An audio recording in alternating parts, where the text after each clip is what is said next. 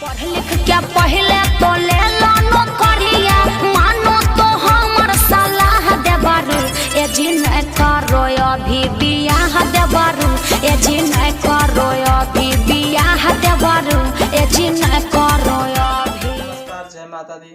कैसे हैं आप लोग? आई होप आप लोग अच्छे होंगे, मैं आशा करता हूँ कि। तो चलो आज एक नई रिएक्शन वीडियो लेकर आ रहा हूँ गुंजन सिंह और अंतरा सिंह की। तो ज़्यादा टाइम ना गवाते हुए चलो वीडियो को स्टार्ट करते हैं और फिर बात करेंगे।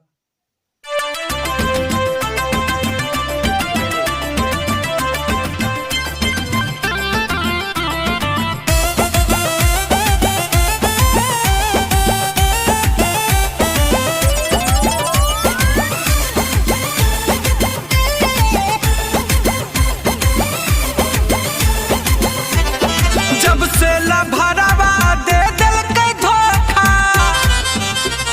हे भौजी, जब से लभरावा दे दिल के धोखा, भेगे ले जिंदगी तबाह भौजी, मन करो है करिए बियाह भौजी, मन करो है करिए बियाह भौजी, मन करो है करिए। पढ़ लिख के पहले तो ले लो नौकरिया,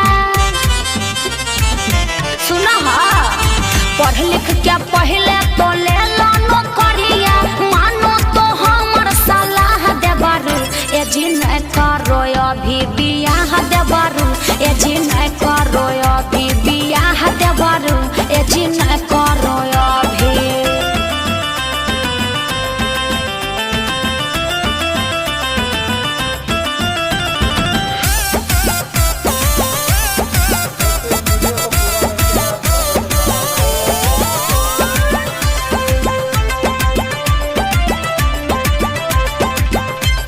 लभर बिना मन रहे उदास है, पढ़ाई लिखाई भौजी लागे बकवास है, मन करो है करिए। शादी करबो कैरियर हो जातो नाश हो, सूझे लगतो देवरू धरती आकाश हो। छौड़िए पर रहे निगाह भौजी, ओहो।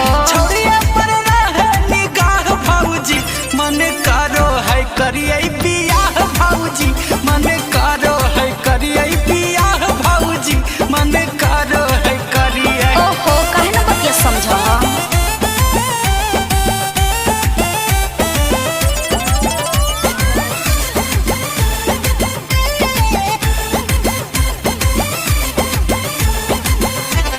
केकरा से करबै हम दिलवा के बतिया, चल गेलै छौड़ी धराई के आदतिया, मन करो है करिए।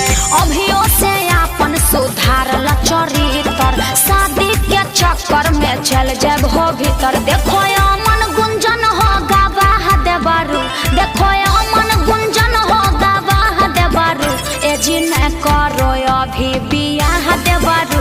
मन करो है करिए बियाह भौजी, मन करो है करिए। अरे बात अब मान जा। तो दोस्तों वीडियो कैसा लगा कमेंट करके बताइएगा और लाइक शेयर ज़्यादा से ज़्यादा कीजिएगा। और जो मेरे चैनल को सब्सक्राइब नहीं किए जल्दी से सब्सक्राइब कर लीजिए और वीडियो को लाइक कर दीजिए और ज़्यादा से ज़्यादा शेयर कर दीजिए। तो दोस्तों फिर मिलेंगे अगले वीडियो में, तब तक जय हिंद जय भारत।